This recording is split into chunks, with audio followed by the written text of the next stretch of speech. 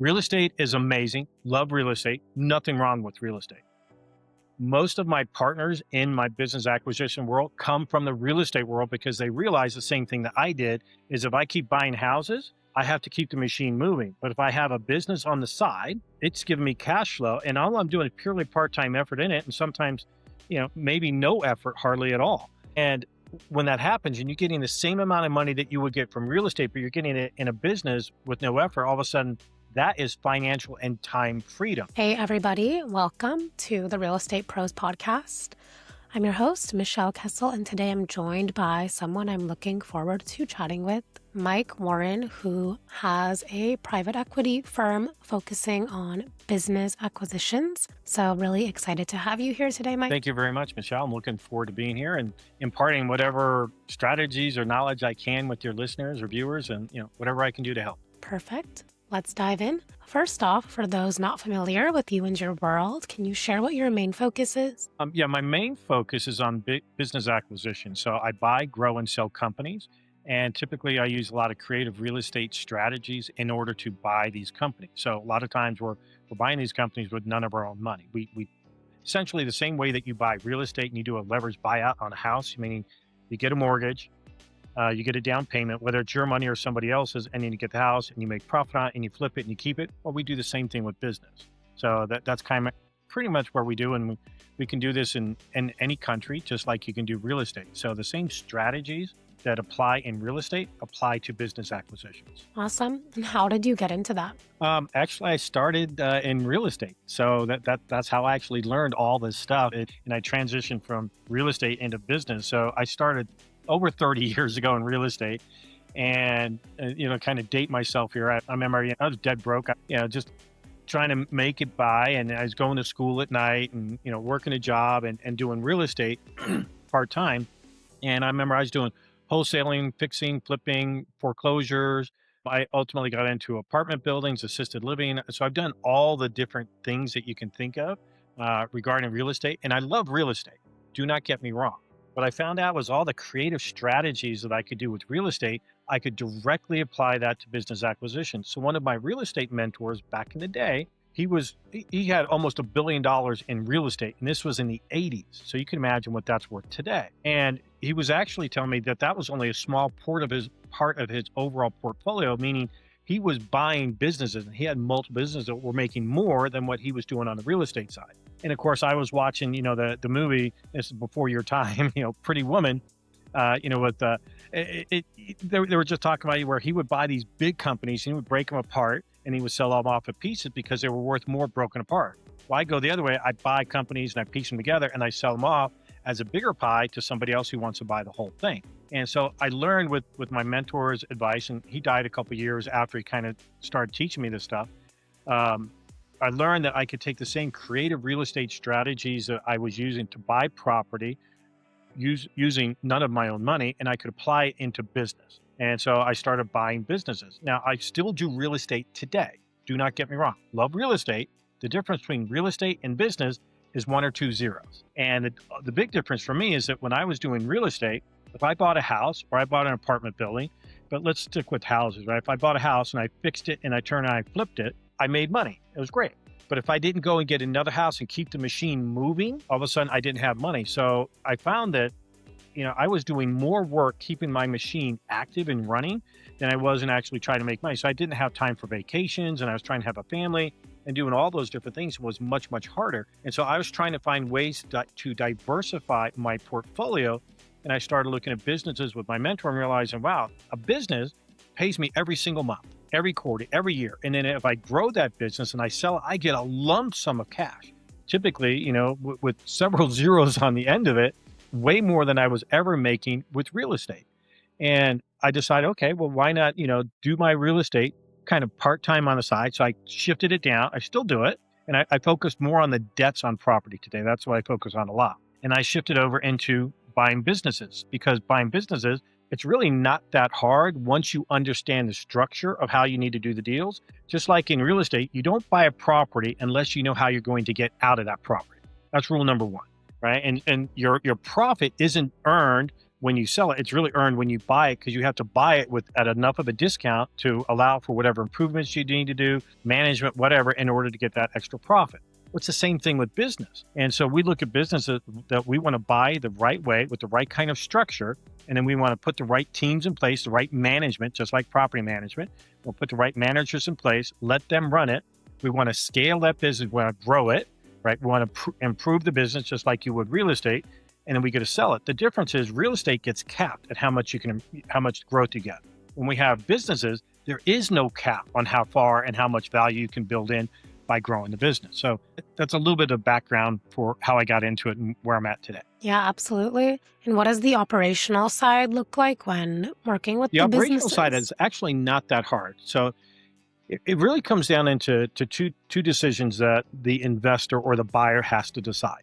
Do you want to be an operator, meaning you own and operate it and you run everything and you're in charge of all of it? Or do you want to hire somebody to run that business for you, where you become essentially the chairman of the board? You oversee what's going on. You tell them what to do and they report to you. So you have your CEO, your president, whatever, and they report to you, giving you reports on what's happening in the business, the cash flow and stuff like that. You manage it, but it's purely a part-time effort. An operator is a full-time effort. A CEO or chairman is a part-time effort. Me, because I want to own multiple businesses in multiple different countries, and I don't really care where it is. I care what's the profitability and the scalability of that business. Because I want to own multiple, I can't work in any one full time, because that's a full-time job. And if I then started doing another business, it's going to distract me and I can't do it. Either technique or either path is just fine. You have owner-operators, whether that's HVAC, plumbing, electrical, roofing, lawn care, laundromats, car washes. All of those things are businesses that people buy. It just depends on how much time you want to spend into it. Me, I want an operator in place. If it's not already in place, I want to hire them, make sure the existing owner trains them and gets them up to speed exactly the way that I want it to be. And then I step back and I manage that business, which takes me 4 or 5 hours a week on that one business versus 40 hours a week. So essentially 1/10 the time, but I still get almost all the same profit, which is pretty good from my perspective. So operationally, you have to make one of those two decisions. Which way do you want to go? Absolutely. And what are some of the biggest obstacles or challenges that you've had to overcome in this role? As an operator, you mean as an owner or as a buyer? Because they're two different answers. Which one? Yeah, maybe one. Okay. Yeah, one from each, or so how you let's learn talk about it each one. from a perspective of a buyer. The biggest thing is figuring out really how you want to structure the business. The structure is everything. The business could look great. And the phrase that I hate the most is when somebody says, this business has unlimited potential. And for the right buyer, there's the key, the right buyer, the sky's the limit. Right? It's a BS statement. It's like somebody giving a listing on a property that's for sale. Well, this amazing property, and it's the scenic views and this, right? They're all trying to sell you the fluffery, as I call it. Right? They're trying to build you up and hope that you don't notice the underlying issues. Maybe there's a foundation issue or something else. Well, foundation real estate, also foundation in business. So if I look at a business and I want to buy it, I need to buy it the right way first. So for me, I'll use outside finance. I'll get banks to provide the majority of the loan, just like you would in real estate. I'll get outside investors to provide my down payment. I also always require the seller to provide seller financing. Now, not for the whole thing. Sometimes we can do that, which case then it's pretty much a totally no money down deal. And most of these deals, actually all of these deals, are still no money down, meaning it's no money of my own in the deal. There may be money, but it's from an outside investor, just like a lot of investors will do when they buy property. So when I buy it, I want to make sure I have a seller note, sometimes 1 or 2 notes from the seller, providing some additional financing so that the bank loan, so you got the bank loan here, seller financing here, and then my little small down payment here. And the reason for that is that seller financing acts as an insurance plan for me in case the seller lied about something with the business. You do somewhat of the same thing when you buy property, in that you want to really go through and dig in and get an inspection on the property and make sure the seller of the property isn't hiding anything from you. If you're looking for consistent, high-quality leads, look no further than Investor Machine. Investor Machine isn't just another agency, It's the most sophisticated, data-driven lead generation company on the planet for real estate investors, and serves the role of being not just a lead generator for your business, but a marketing partner that is helping you achieve your goals along the way. Go to investormachine.com to learn more and schedule a call with our team today.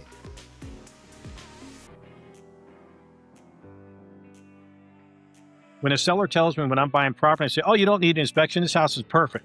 Red flag. I absolutely want to get an inspection because they're probably hiding something, and they almost always are, right? So you just kind of, it's like fool me once, shame on you, right? Fool me twice, shame on me. I've been fooled, and I don't want to do that again. Now, as an operator, what I'm looking for, my biggest challenge is making sure I have the business documented properly on who does what in the business, and we understand what the roles are. Not what you might tell a lender, not what the seller says, but how does the business actually work? Once you understand how that happens, you can put the right people in the right roles. Because sometimes you have people in a business that, let's be honest, they don't belong in that business. They're just coasting along, sucking the money out of the business for payroll, whatever, they're punching the clock, but they really are not motivated in making the business grow. And sometimes you have employees who are literally sabotaging the business on a day-to-day basis. Yeah, and so I want to make sure I get the right operator who can manage this business for me. And the easiest thing that I ever found is that I give them a percentage of equity, or at least profit sharing. So it becomes what we call the golden handcuffs, right? That if the business does well, you make all this extra pay, and you could double or triple your salary if the business does what we think it should do and what you also think it should do. Then you should have unlimited income. And so we don't cap their income. It's based on their performance. So I like performance-based metrics and incentives to make these businesses grow. So does that give you an idea on both of those? Yeah, absolutely. And what are you most focused on solving or scaling to next? Thing I would say as a owner of a business is, how do I really automate as much of the business as possible? Meaning, like today, AI is very popular. So we're using AI in all aspects of our business. Sometimes it replaces a role, but most of the time, it improves the role to make it better, less mistakes, and they can do much more volume. So I want to really try to scale that business so that I can automate it. And so when I say scale, I mean, how do I grow, right? How do I make it grow? So the more I can automate it, the more it actually can handle more volume, meaning it can actually grow and scale and get higher and higher. So the more I can automate it, the better off I am. And so those are the things I focus on today is, first off, making sure the business has a baseline. And every business got to have a baseline. Once we have that baseline, then we figure out, okay, what tools, resources, techniques that I need to bring in to make this business go to the next level, from the baseline to next level, to next level, to next level. Because once I get up here, now I can resell that business and I can actually cash out, or I could just keep it and have it be a cash cow. Yeah, absolutely. And as someone that's a real estate investor, what would you say are the biggest pros of investing in the business versus real estate? Great question. And rather than just give you a simple answer, I want to make a little bit more explanation to it, right? So real estate is amazing. Love real estate. Sure. Nothing wrong with real estate. Most of my partners in my business acquisition world come from the real estate world because they realize the same thing that I did is if I keep buying houses, I have to keep the machine moving. But if I have a business on the side, it's giving me cash flow, and all I'm doing is purely part-time effort in it. And sometimes, maybe no effort, hardly at all. And when that happens and you're getting the same amount of money that you would get from real estate, but you're getting it in a business with no effort, all of a sudden, that is financial and time freedom. Investors that invest in real estate, they look at business acquisition as a way to diversify and really make it easier for them to have more cash flow to live the lifestyle that they want to have, right? So they don't have the time pressure, they don't have the money pressure, and they can actually focus on more deals, and they can pick and choose which way they want to go. So an investor that's in real estate says, hey, I'm doing great in real estate, and it doesn't matter. You could be in housing, you could be in foreclosure, you could be in tax liens, you could be in apartment buildings, you could be mobile homes, you could be whatever, self-storage. I don't really care. When they start to look at it from a business model, all of a sudden now their portfolio goes up dramatically, because when you sell a business, you're typically selling that business for a 7 or an 8-figure profit. That's a big difference compared to what you would normally do on a house, which would typically sell for a 5 or a 6-figure profit. Make sense? Yeah, absolutely. And what advice would you give to someone that's wanting to shift into business acquisitions? How do they get started? If you're a new or newer real estate investor looking to launch or grow your real estate investing business, please check out Investor Fuel Club. It's a coaching community, but unlike anything you've ever seen before. And you can actually partner with members of our mastermind from coast to coast on deals right in your market. There's no better opportunity to build a consistent business than to literally partner with pros to help you avoid costly mistakes, avoid the need for capital to do deals, and help you eliminate your fears as you're starting your business. Learn more about Investor Fuel Club at investorfuel.com/club. So my advice would be, first off, figure out which role do you want to play. Do you want to be the operator or do you want to be the chairman? You got to pick, right? Could you start with one and then transition? Yes, you can. Once you figure out what role you really want to do, meaning you have your end in mind first, and then allows you to kind of build into that. So once you have your end in mind, then you say, all right, what industry or what business am I actually interested in possibly buying? What do I like? What do I know about the world? Most real estate investors have full-time jobs. They're not full-time real estate investors, so they have a job. And when you have a business ownership, I'm not saying you quit your job and you go into business, but if you know something about the business that you're buying, it makes it easier because then you see all the different angles that something happens to make that business run better. So I would say that the best thing is to find a business that you know something about. And there's literally right now in America, there's over 2 million businesses that are currently for sale. And we have what we call this baby boomer generation that's retiring, and there's $10 trillion in businesses that's transitioning hands from the older generation to the younger generation, or it's being sold, or it's literally just being shut down. So the business owner would literally just, here, the business is yours, take it. You can take it for $1. We've done that, right? And because the owner doesn't know who to sell it to, but would like to at least keep his employees employed, but they're ready to retire. So when you figure out which business that you want to be in, and then you look at the team. So you figure out the category first, where you want to be an operator or you want to be a chairman. Then you figure out the industry you want to be in. Then you look at the teams that are involved, because the more teams are already in place, the less work you have to do. So that would be my advice on helping somebody get started. Are there any specific types of businesses that you're involved in or that you recommend for first-timers? I'll give you two answers. So I'm going to answer that question, but let me tell you what businesses I stay away from. And this is a matter of personal preference. So it doesn't mean that they're bad businesses.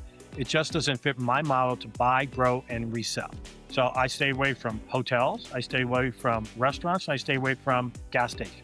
Not that they can't be bought, and not that they can't be sold, and not that they can't have profit from. It's just that I want businesses that I can literally 3x or triple the value in about 2 years. And I want to 3x it and sell that business. Let me give you a little bit of math just so that this makes more sense. If I buy $1 million business, I'm looking for that business to make 30% per year in profit. That's $300,000. That business will typically cost me 3 times that profit. So 3 times 300,000 is 900,000. So I'll pick up that business that's making 300 grand. I'll buy it for 900,000. I'll have no money of my own into this deal. Now, if I triple that business in 2 years, which is what we normally do, if I take that business from 300,000 and I 3x it, I take it to 900,000. Let's just make the math easy in our heads. Let's round that up to $1 million. I take it from 300,000, I take it to $1 million. That because I've had this kind of growth, not this growth, right? Not flat. I've had rocket growth. Because I've had rocket growth, I can sell that business for 4 or 5 times that profit. If my profit's $1 million, I can sell it for $4 or $5 million when I bought it for 900,000 or 1 million. And that gap in between, right? I sell it for 5. I pay off the 1 million I had invested in it to begin with, the loans and everything else. I pay that off. It leaves me with a $4 million profit in 2 years. It's very hard to make that kind of profit that fast in real estate. You can, but it's very, very much more difficult. Right? Thank you so much for sharing all of that. Before we begin to wrap up here, if someone wants to reach out, connect, and learn more, where can people find you? So one of the things we do is we actually partner with our students and our partners, meaning that we actually will put up the cash in order for their down payment to buy the business. So that's one of the things that we do. So we actually put our money behind our mouth, as it were, right? And we actually help them learn how to do it. So if somebody wants to learn about that, they can go to bizbuyempire.com, BIZBUYEMPIRE.com. or you can also find me on most social media at the Mike Warren. So YouTube, Facebook, Instagram, TikTok, it's all the same. LinkedIn, same thing. Perfect. Well, You're very welcome, appreciate Michelle. Thank you very your much. time And I your hope all your story. listeners Thank you got a for lot being out of here. it, and happy hunting. Thanks so much.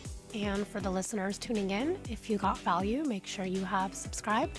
We have more conversations with operators like Mike who are building real businesses, and see you on the next episode. Thanks for joining us for today's Real Estate Pros Show. You can learn more about the amazing benefits of the Investor Fuel Mastermind community, including surrounding yourself with hundreds of other rock stars, 100% financing for your deals, and members-only discounts from vendors you're likely already using that, as a member of Investor Fuel, will save you more than the cost of your membership. Visit investorfuel.com to learn more. If you're interested in joining us as a guest of this show, please visit investorfuel.com/pros to apply.